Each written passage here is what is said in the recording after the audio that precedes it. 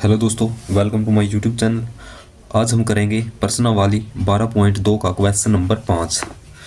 जैसा कि आप सब जानते हैं कि हमने 4 क्वेश्चन इसके कर लिए थे, तो आज हम करेंगे क्वेश्चन नंबर 5। क्वेश्चन नंबर 5 में हमें क्या दिया है। एक बर्तन एक उल्टे शंकु के आकार का है।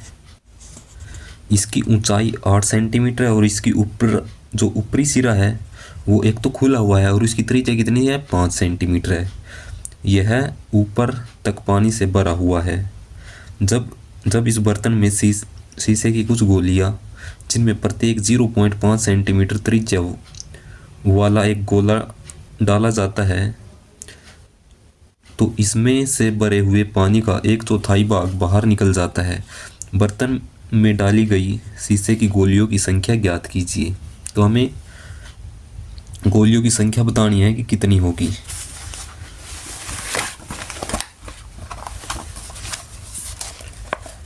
तो जैसा कि आप सब जानते हैं कि यहाँ तक हमने क्वेश्चन नंबर 4 सोल्व कर लिए थे। आज हम यहाँ पर क्वेश्चन नंबर 5 को सोल्व करेंगे।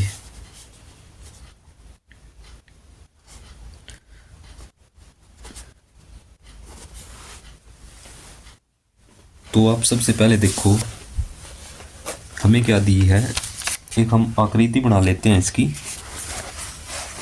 तो देखो यहाँ पर एक बर्तन एक उल्टे शंकु के आकार का है, तो हम क्या करते हैं, एक शंकु बना लेते हैं उल्टा।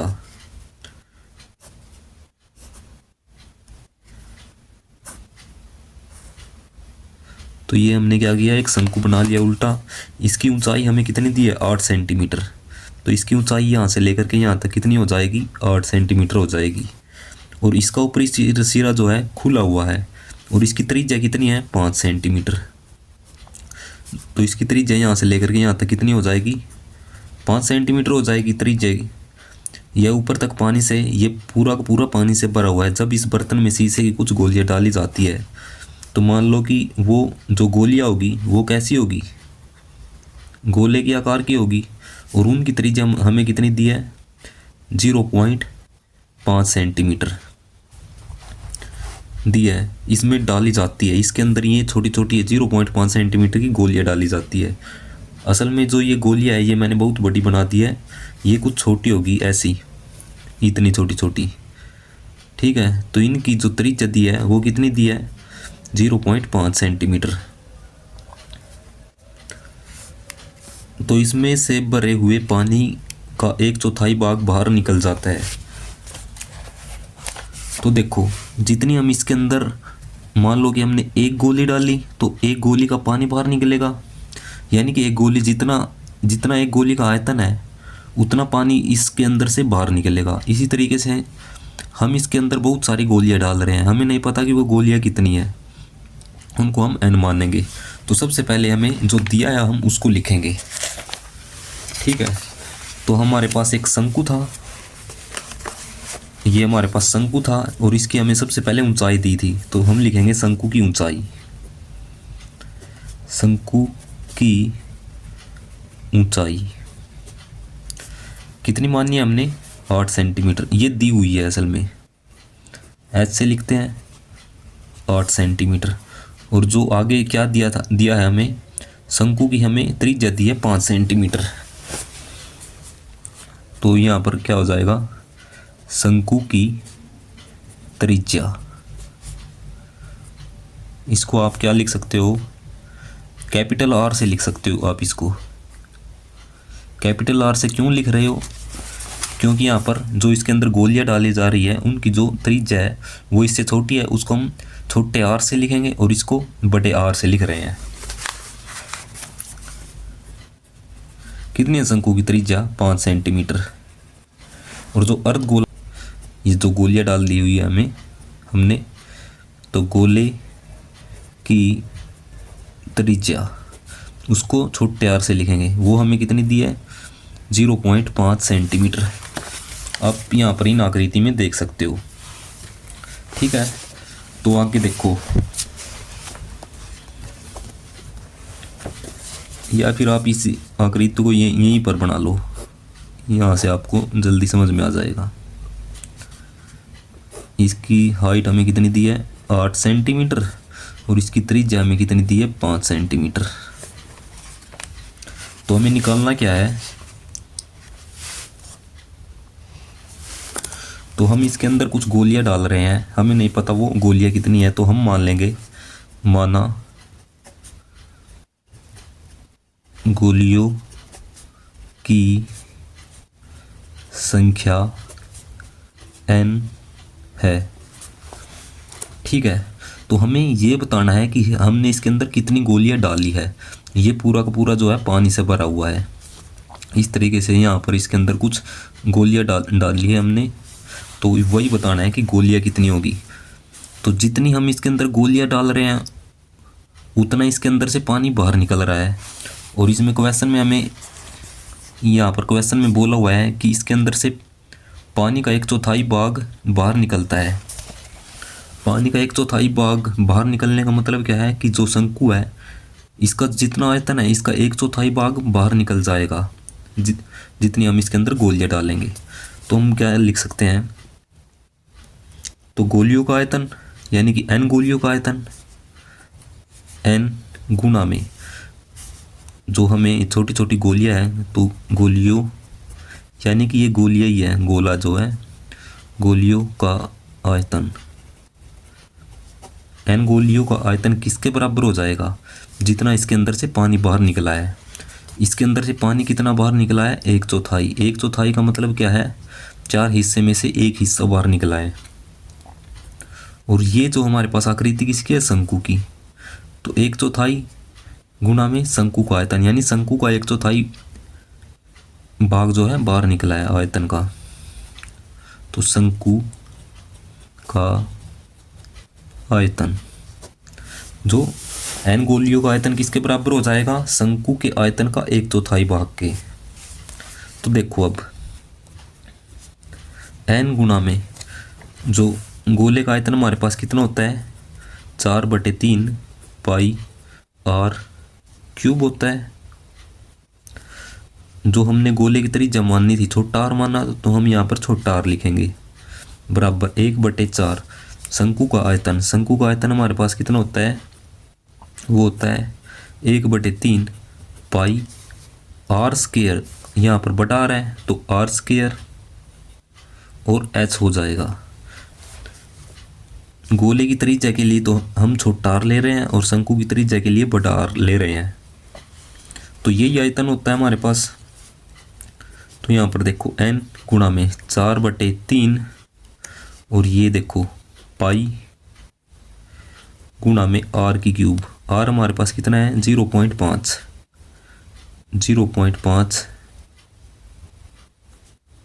गुणा में 0.5 गुणा में 0.5, ये बराबर हो जाएगा 1/4 गुणा में 1/3 और ये पाई और r स्क्वायर, r की वैल्यू कितनी है हमारे पास, 5 है। तो r स्क्वायर है तो 5 गुणा 5 गुणा में h हमारे पास कितना है, 8। ठीक है, देखो यहाँ पर जैसे आप यहाँ से पॉइंट को हटाते हो तो नीचे कितना बन जाएगा, 10 बन जाएगा। यहाँ पर भी नीचे 10 बन जाएगा जैसे आप इस पॉइंट को हटाते हो। अब देखो आप यहाँ से एक पाई हमारे पास इस साइड है और एक पाई हमारे पास बराबर से इस साइड है, तो इस तरीके से हम पाई को काट सकते हैं। तो ये कट जाएगा और अब ये हमारे पास कितना है, ये 5 है। तो 5 से आप इस 10 को काटोगे कितने पे, 5 दूनी 10 और ये भी 5 दूनी 10, ये भी 5 दूनी 10, क्योंकि हमने यहाँ से पॉइंट हटा दिया था और नीचे 10 लिख लिया था।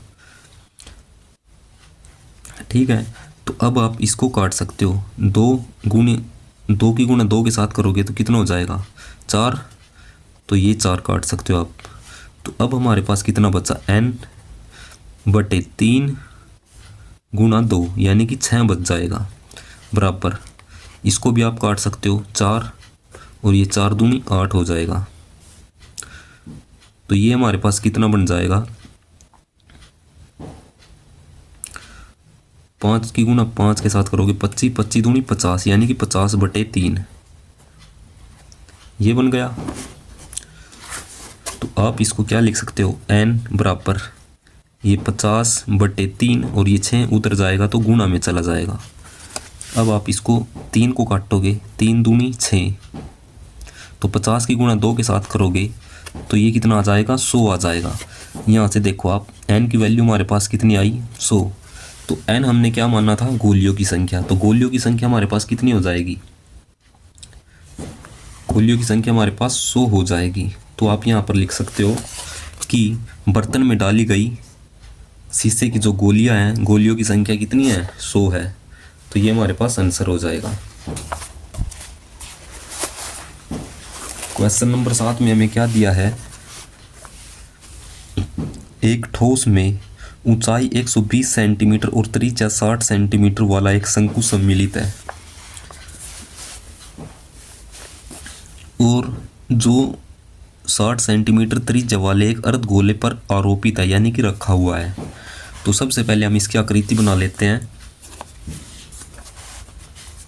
देखो यहाँ से ये हमारे पास कोई अर्धगोला है और इस अर्धगोले के ऊपर क्या रखा हुआ है, एक शंकु रखा हुआ है।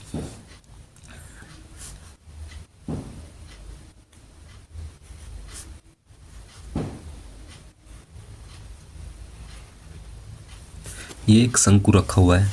शंकु की ऊंचाई हमें कितनी दी है, यानी कि ये ऊंचाई जो है यहाँ से लेकर के यहाँ तक, ये जो ऊंचाई होगी वो 120 सेंटीमीटर हो जाएगी। और जो इसकी त्रिज्या है, यानी कि शंकु की त्रिज्या कितनी हो जाएगी, यहाँ से लेकर के यहाँ तक 60 सेंटीमीटर हो जाएगी। ये 60 सेंटीमीटर हो जाएगी त्रिज्या। जो शंकु की त्रिज्या वही अर्धगोले की त्रिज्या है, जो 60 सेंटीमीटर, ये भी अर्धगोले की त्रिज्या भी हमारे पास 60 सेंटीमीटर है। इस ठोस को पानी से भरे हुए एक लंबवर्तीय बेलन में इस प्रकार सीधा डाला जाता है, यानी कि जो हमारे पास ये ठोस आया है, इसको एक लंबवर्तीय बेलन के अंदर हम डाल रहे हैं कि यह बेलन की तली को स्पर्श करे। तो मान लो कि हम इसके ऊपर एक बेलन बना देते हैं। तो ये हो गया हमारे पास, क्या हो गया, बेलन, जो इसकी तली को स्पर्श कर रहा है बेलन की। ये हो गया बेलन, ऊपर से नीचे से ये क्या कर रहा है, स्पर्श कर रहा है। ठीक है। तो आगे इसने क्या कहा है, यह बेलन की, यदि बेलन की त्रिज्या 60 सेंटीमीटर और ऊंचाई, बेलन की जो त्रिज्या है वो कितनी है, यहाँ से ही 60 सेंटीमीटर हो जाएगी, और जो इसकी ऊंचाई है वो 180 सेंटीमीटर है। ये टोटल ऊंचाई हमें कितनी दी है, 80 सेंटीमीटर। तो देखो सबसे पहले आप, हमें क्या दिया हुआ है इसके अंदर हमें एक शंकु दिया है। शंकु की जो ऊंचाई दी है और त्रिज्या, तो हम जो चीज़ हमें दिया है उसको सबसे पहले लिखेंगे। शंकु की, सबसे पहले हमें शंकु की ऊंचाई दी है 120 सेंटीमीटर, शंकु की ऊंचाई। ये देखो यहाँ पर शंकु की ऊंचाई है और यहाँ पर बेलन की ऊंचाई है। तो शंकु की ऊंचाई छोटी है तो इसको मैं छोटा एच लिख लेता हूँ, और बेलन की ऊंचाई को बड़ा एच लिखूंगा। कितनी दी है हमें, शंकु की ऊंचाई 120 सेंटीमीटर, और जो इसकी त्रिज्या दी है, जो शंकु की त्रिज्या है, यहाँ पर लिखेंगे शंकु की त्रिज्या, छोटा आ रहा है। देखो जो शंकु की त्रिज्या वही अर्धगोले की त्रिज्या है और वही जो है बेलन की त्रिज्या, यानी तीनों की त्रिज्या हमारे पास बराबर हो जाएगी। कितनी है त्रिज्या, 60 सेंटीमीटर। उसके बाद अर्धगोला दिया है, अर्धगोले की त्रिज्या कितनी है, 60 सेंटीमीटर। अर्धगोले की त्रिज्या, उसको भी मैं, ये नहीं, तीनों जो त्रिज्या वो आपस में बराबर है, 60 सेंटीमीटर है। उसके बाद हमें एक बेलनाकार आकृति दी है, तो हम लिखेंगे बेलन की त्रिज्या, बेलन की त्रिज्या आर दी है, कितनी है, 60 सेंटीमीटर। और जो बेलन की जो ऊंचाई है, बेलन की ऊंचाई, उसको मैं बड़े एच से लिख रहा हूँ, वो हमें कितनी दी है, 80 सेंटीमीटर। कितनी है, 180 सेंटीमीटर है। तो आप इसको 180 सेंटीमीटर लिख लेना, 180 सेंटीमीटर। अब हमें बताना क्या है कि बेलन में शेष बचे पानी का आयतन ज्ञात कीजिए।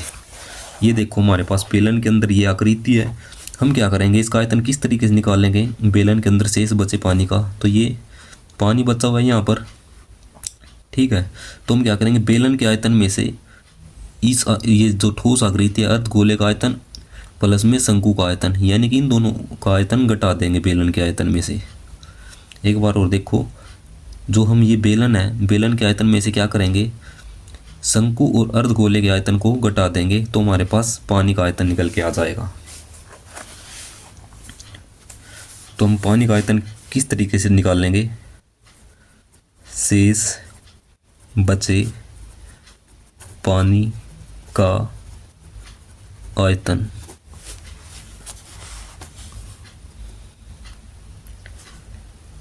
बेलन का आयतन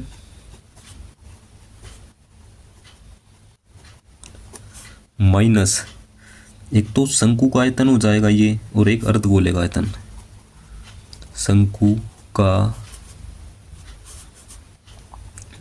आयतन प्लस में अर्धगोले का आयतन, अर्धगोले का आयतन।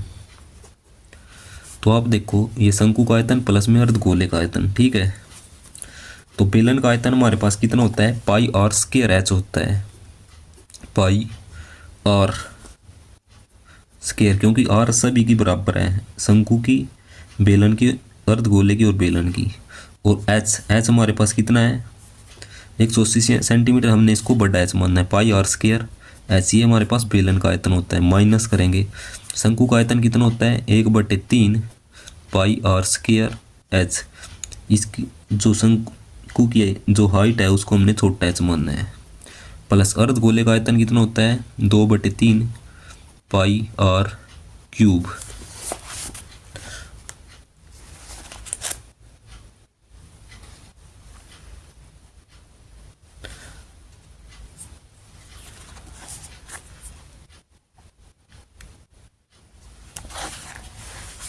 ये होता है।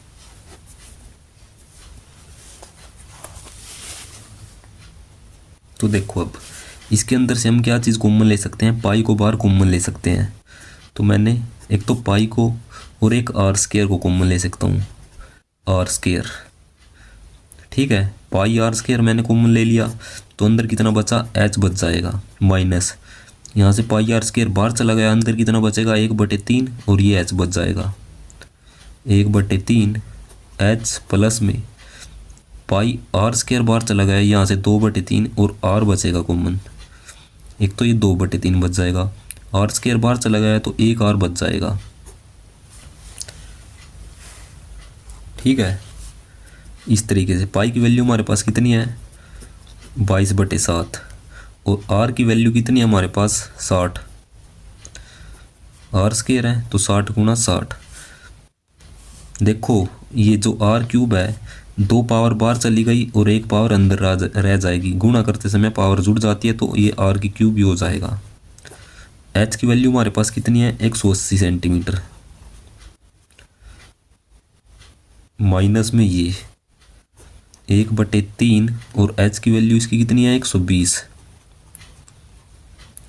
प्लस में 2/3, और इस आर की वैल्यू कितनी है, 60 सेंटीमीटर, गुणा में 60। तो आप इसको काटोगे तो कितना बनेगा, 4 3 चौक 12, ये 40, और ये 3 दूनी 6, यानी कि 22/7 गुणा में 60 गुणा में 60, और ये 180 माइनस में ये कितना है, 40, और ये कितना है, 20 की गुणा 20 के साथ, 2 की गुणा 20 के साथ करोगे 40, यानी कि 40 प्लस में 40 कितना हो जाएगा, 80 हो जाएगा। तो ये कितना निकल के आया, 100 आ जाएगा। तो 22/7 गुणा में 60 गुणा में 60 गुणा में 100, तो ये हमारे पास कितना आ जाएगा। देखो अब यहाँ से हम इसकी गुणा कैसे करेंगे, 6 की गुणा यदि आप 6 के साथ करते हो कितना आ जाएगा, 36 आ जाएगा, और ये 2 0,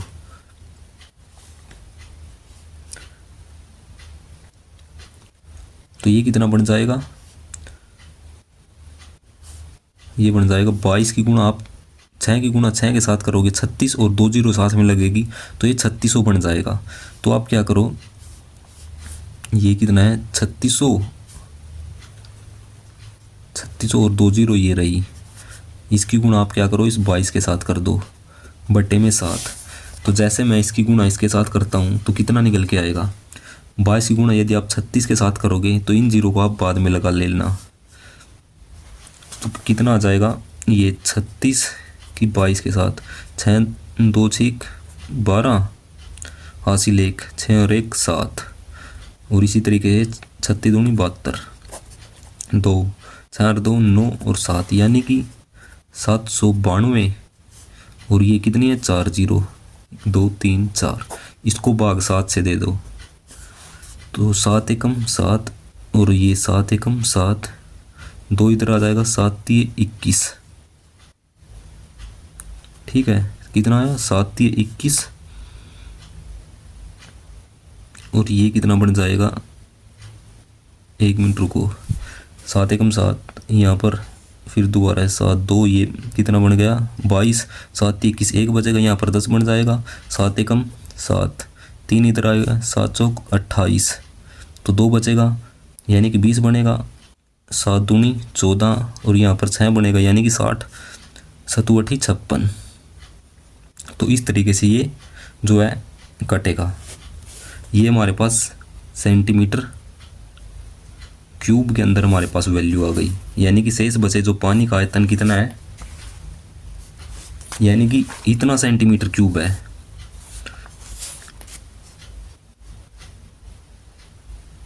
बेलन में शेष बचे पानी का आयतन इतना सेंटीमीटर क्यूब आ जाएगा।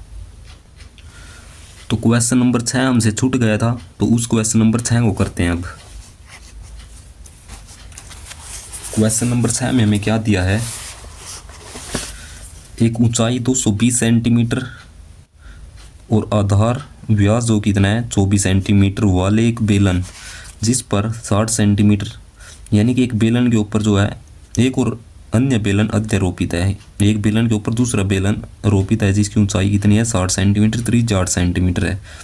आरोपित का मतलब रखा हुआ है, से एक लोहे का स्तंभ बना है, इस स्तंभ का द्रव्यमान, द्रव्यमान का मतलब बार ही बोल सकते हो आप, यानी कि वेट। इस स्तंभ का द्रव्यमान यानी कि ज्ञात कीजिए, जबकि दिया है 1 सेंटीमीटर क्यूब, जो लोहे का द्रव्यमान लगभग 8 ग्राम है होता है। तो सबसे पहले आप इसकी एक आकृति बना लो। तो क्वेश्चन नंबर 6, एक बेलन है जिसकी हाइट हमें 220 सेंटीमीटर दी है।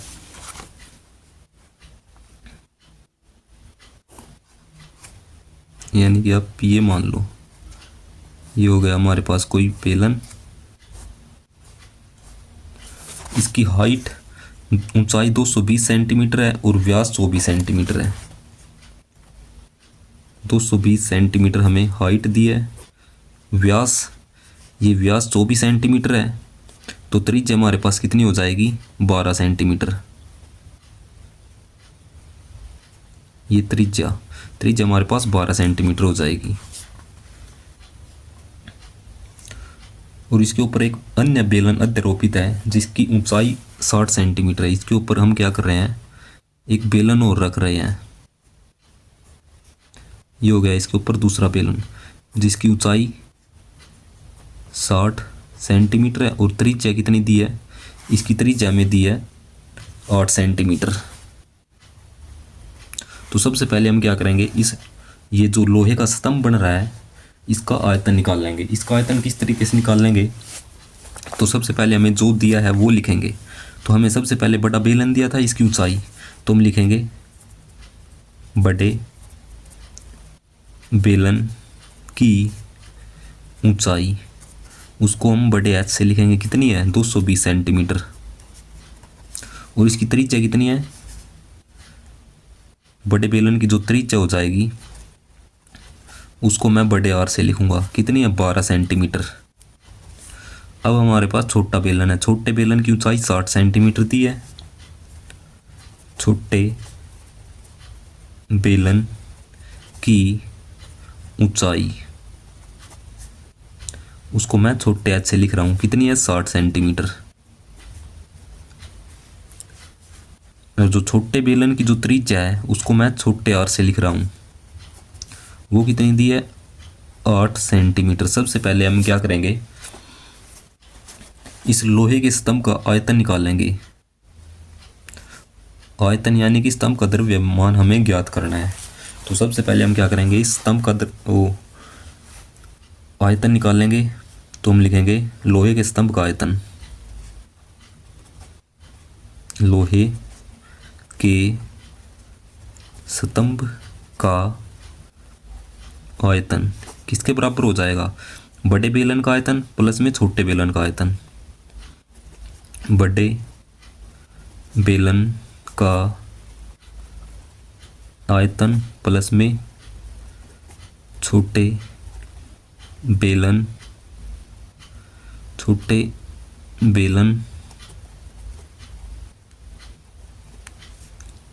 का आयतन।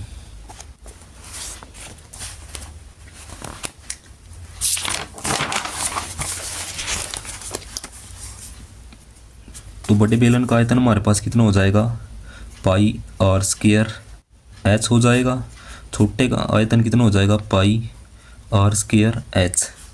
ये बड़ा एच है और ये छोटा एच, ठीक है। ये हाइट है एच, बड़ा एच बड़े वाले बेलन की हाइट है और ये छोटा एच छोटे वाले बेलन की हाइट है। तो इसमें से हम क्या पाई को कॉमन ले सकते हैं, पाई। और इसने एक बात और बोली है कि पाई की हमें 3.14 वाली वैल्यू का प्रयोग करना है। तो यहाँ से देखो बड़े एच की वैल्यू, जो आर की वैल्यू हमारे पास कितनी दी थी 12 सेंटीमीटर। अंदर हमारे पास कितना बचेगा, ये देखो पहले तो आर स्क्वायर एच बचेगा प्लस में यहाँ से पाई बार चला गया, ये आर स्क्वायर एच बच जाएगा। पाई की वैल्यू 3.14 और ये जो ये वैल्यू हमारे पास कितनी है ये देख सकते हो आप, ये वैल्यू हमारे पास। तो इन वैल्यू का ये मैं प्रयोग करूँगा 12 और 220। आर की वैल्यू कितनी है 12, यानी कि 12 गुणा में 12 गुणा में एच की वैल्यू 220 है प्लस में छोटे आर की वैल्यू हमारे पास कितनी है 8, यानी कि 8 गुणा में एच की वैल्यू कितनी हो जाएगी 60। तो अब आप इसको सोल्व कर सकते हो। जैसे आप इसको सोल्व करोगे कितना आएगा 3.14, 12 गुणा 12 के साथ 144, 144 की गुणा आप 220 के साथ करोगे कितना आएगा, आप एक साइड में करके देख लेना।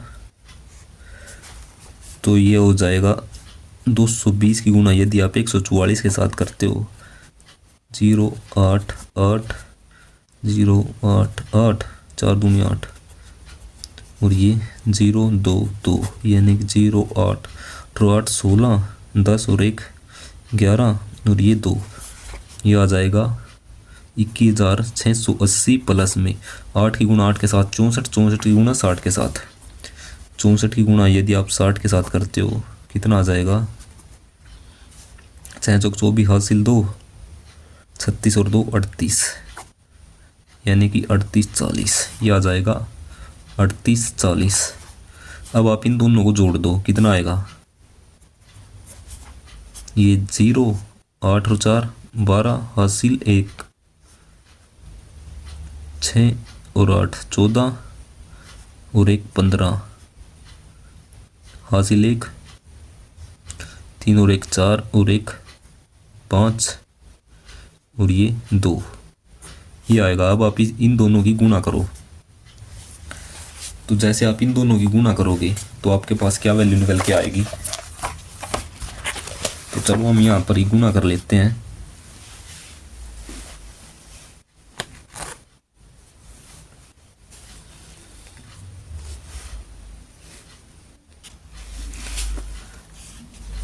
तो ये वैल्यू देखो यहाँ पर, ये हमारे पास 3 था क्योंकि 8 2 10 और 1 हासिल का 11 हासिल 1 बचा है 3। तो ये आ जाएगा 355 20, ये वैल्यू हमारे पास आ जाएगी। अब आप इनकी गुणा करो। ये थोड़ी वैल्यू में इनको आप अच्छे तरीके से आपने गुणा करना है।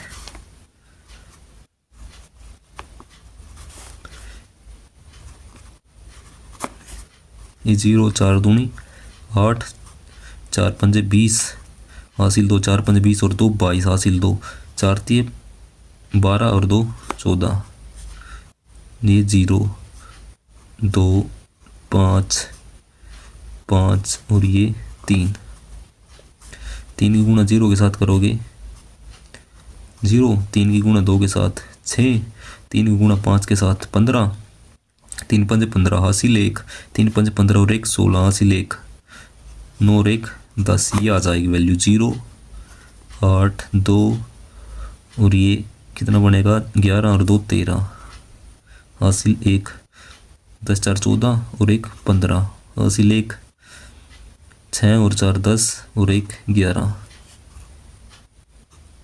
ये वैल्यू हमारे पास निकल के आएगी।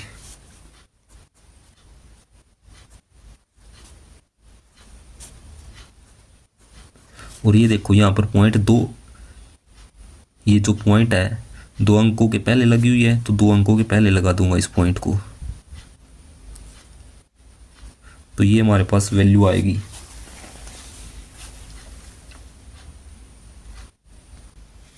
ये हमारे पास क्या निकल के आया, लोहे के स्तंभ का आयतन। तो लोहे के स्तंभ का आयतन हमारे पास कितना आएगा, ये आ जाएगा लोहे के स्तंभ का आयतन कितना आया, ये आ जाएगा सेंटीमीटर क्यूब आ जाएगा।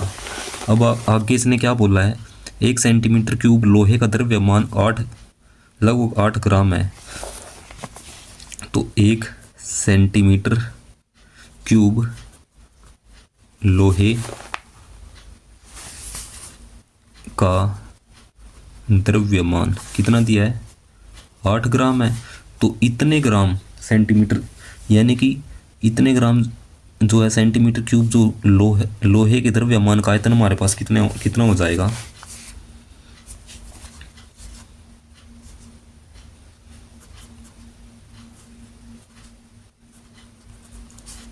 यानी कि सेंटीमीटर क्यूब लोहे का द्रव्यमान, 1 सेंटीमीटर क्यूब लोहे का द्रव्यमान इतना है, तो इतने सेंटीमीटर क्यूब लोहे का द्रव्यमान कितना हो जाएगा, इसकी गुणा हम सिंपल 8 के साथ करेंगे।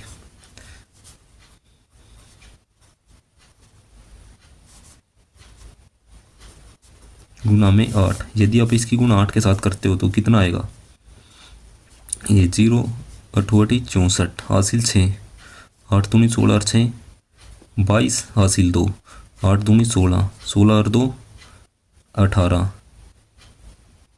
हासिल 1, 8 पंजे 40 और 1 41 हासिल 4, 8 8 और 4 12 हासिल 1, 8 1 8 और 1 9 और ये 8। ये देखो ये जो पॉइंट थी 2 अंकों के पहले थी, और ये हमारे पास जो है ग्राम में आया है। यदि हम इसको किलोग्राम में बदलना चाहे तो हम क्या करेंगे, 1 किलो में हमारे पास कितना होता है, 1000 ग्राम होता है। तो ये हमारे पास ग्राम में वैल्यू आई है, ठीक है। तो 1 ग्राम की वैल्यू कितनी हो जाएगी, 1/1000 किलो, ये 1 ग्राम की वैल्यू हो जाएगी। तो हम क्या करेंगे, यहाँ पर जी के स्थान पर ये वैल्यू रखेंगे, इसको हम किलो में चेंज कर रहे हैं। तो 8 9 2 1 8 2.4 और बटे में 1000 kg, ये हमारे पास किलो में वैल्यू आ गई। तो देखो यहाँ पर 3 जीरो है, जैसे ही हम यहाँ पर पॉइंट कहाँ पर लगा सकते हैं, अब 3 जीरो, ये जैसे मैं इस पॉइंट को हटाऊंगा तो ये नीचे 0 आ जाएगी, यानी कि 4, ये 4 0 आ गई। तो ये 4 अंकों के पहले हमारे पास पॉइंट आ जाएगी, 1 2 3 और ये 4, 8 2 और ये 4, ये यहाँ पर 892 किलोग्राम हमारे पास जो है लोहे का द्रव्यमान आ जाएगा। क्वेश्चन नंबर 8 में हमें क्या दिया है, एक गोलाकार कांच के बर्तन की एक बेलन के आकार की गर्दन है जिसकी लंबाई 8 सेंटीमीटर है और व्यास 2 सेंटीमीटर है, जबकि गोलाकार भाग का व्यास 8.5 सेंटीमीटर है। इसमें भरे जा सकने वाले पानी की मात्रा का माप कर एक बच्चे ने यह ज्ञात किया कि इस बर्तन का आयतन 345 सेंटीमीटर क्यूब है। जांच कीजिए कि उस बच्चे का उत्तर सही है या नहीं। यह मानते हुए उपरोक्त मापन आंतरिक मापन है। तो चलो हम सबसे पहले क्या करते हैं, कोई एक गोलाकार कांच का बर्तन दिया है, ये हो जाएगा ये हमारे पास कोई हो गया गोलाकार कांच का बर्तन है। इसके ऊपर कोई बेलन लगा हुआ है। तो हमें जो इसकी लंबाई दी है बेलन की 8 सेंटीमीटर है और व्यास 2 सेंटीमीटर है। ये बेलन की ऊंचाई हमें कितनी दी है, 8 सेंटीमीटर, और जो इसका व्यास हमें 2 सेंटीमीटर दिया है, तो इसकी जो त्रिज्या हो जाएगी, ये पूरी वैल्यू हमें कितनी दी है, 2 सेंटीमीटर। त्रिज्या कितनी हो जाएगी, 1 सेंटीमीटर हो जाएगी। उसके बाद हमें क्या दिया है, गोलाकार भाग का व्यास, ये यहाँ से लेकर इसका व्यास हमें कितना दिया है, 8.5 दिया है। तो जो हमें सबसे पहले दिया है वो लिखेंगे। तो हमें बेलन की सबसे पहले ऊंचाई दी है, तो लिखेंगे बेलन की ऊंचाई, उसको हम छोटे h से लिखेंगे, ये 8 सेंटीमीटर है। और जो इसकी त्रिज्या है बेलन की त्रिज्या, इसको मैं छोटे r से लिख रहा हूँ। इसका व्यास तो हमें 2 सेंटीमीटर दिया है, तो त्रिज्या कितनी हो जाएगी, 1 सेंटीमीटर। 2 को यदि मैं 2 से भाग करूँगा, यदि व्यास को यदि मैं 2 से भाग करता हूँ, तो वो हमारे पास त्रिज्या आ जाती है। तो ये हो जाएगी त्रिज्या। और जो गोले की जो त्रिज्या हमारे पास कितनी आएगी, सबसे पहले देखो गोले का व्यास वो हमें कितना दिया है, 8.5 सेंटीमीटर। तो इसलिए हमारे पास जो अर्धगोले की ये गोले की जो त्रिज्या क्या निकल के आएगी, इसको बटे आर से लिख रहा हूँ मैं, 8.5/2 सेंटीमीटर। अब हमें क्या करना है, इसका आयतन निकालना है।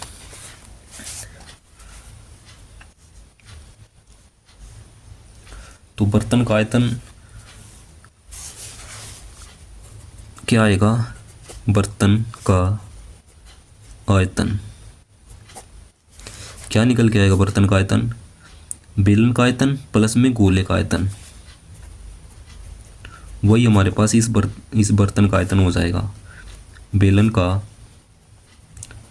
आयतन प्लस में गोले का आयतन, गोले का आयतन।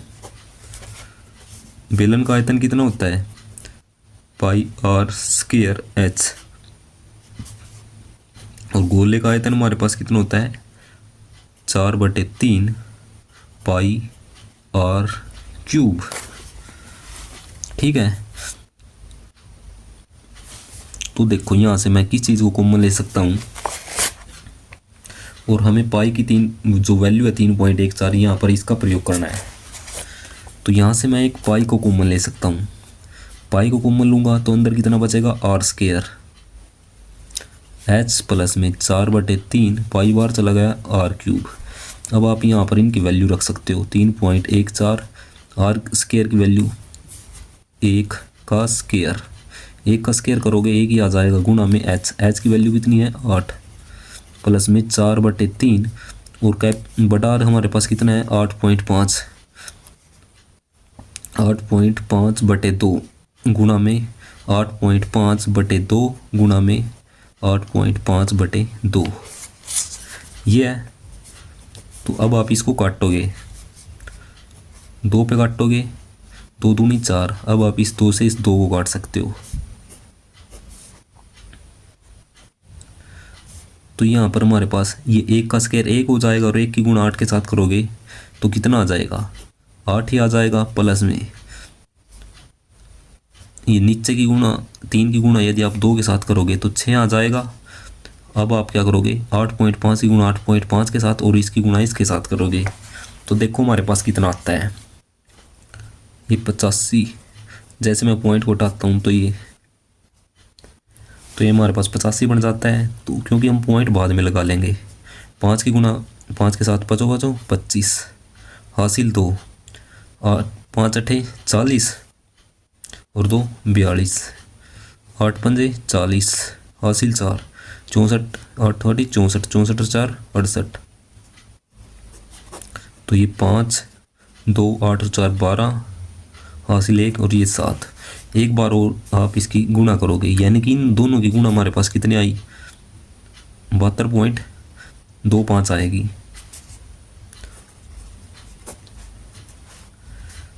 पाँच की गुणा 5 के साथ करोगे 25 हासिल 2, 5 दूनी 10 और 2 12 हासिल 1 10 और 1 11 हासिल 1, 5 से 35 और 1 36 गुणा में 8 की गुणा 5 के साथ 8 पंजे 40 4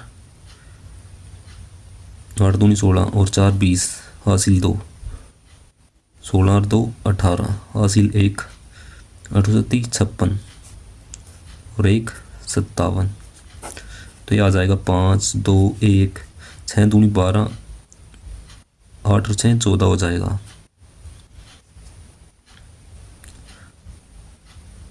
ये हो जाएगा 10 और 1 11 6, यानी कि और जो पॉइंट है ये देखो 3 अंकों के पहले लग जाएगी पॉइंट, तो ये लग गई, यानी कि 6.125 ये वैल्यू आ जाएगी इनकी गुणा करने के बाद। तो अब आप इसको आगे सोल्व कर सकते हो। आगे सोल्व करोगे तो कितनी वैल्यू निकल के आएगी, 3.14, ये 8 प्लस में, अब आप 6 को इससे भाग दोगे कितना आएगा, 6 कम 6, ये नहीं चलने की, ये 0 आ जाएगी और ये कितना है 14, 6 दूनी 12, ये पॉइंट आ जाएगी 2, 21 बन जाएगा, 6 3 18 और ये 3 बन जाएगा, 6 पंजे 30 2 और 6 चौके 24, ये आ जाएगी वैल्यू। जैसे आप 8 102 में यदि आप 8 को जोड़ोगे तो कितनी आएगी, 3.14, ये आ जाएगी 110.354। तो अब आप इसकी गुणा इसके साथ करो, कितनी आएगी,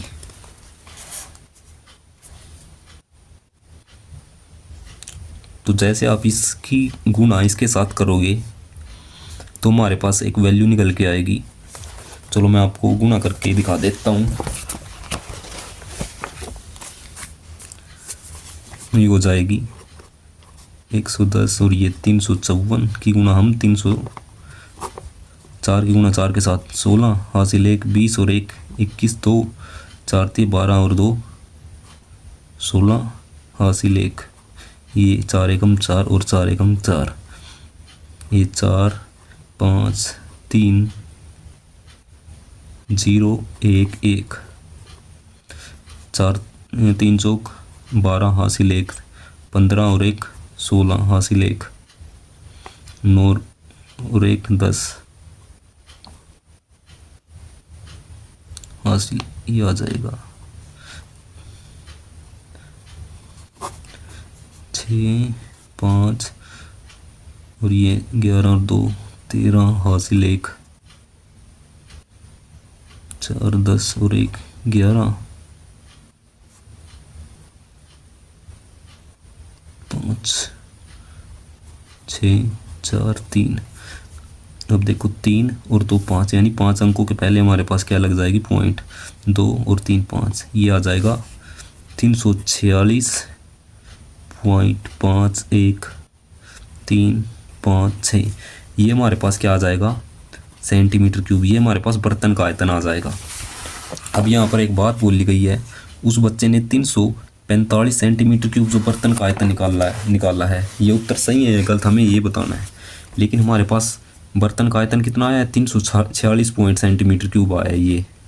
तो जो बच्चे ने जो उत्तर निकाला है वो थोड़ा सा गलत हो जाएगा। तो यह मानते हुए कि उपरोक्त मापन आंतरिक मापन है, बच्चे का उत्तर सही है या नहीं तो जांच कीजिए। तो हम लिख सकते हैं, बच्चे द्वारा निकाला गया आंसर या उत्तर गलत है। बच्चे द्वारा निकाला गया उत्तर गलत है।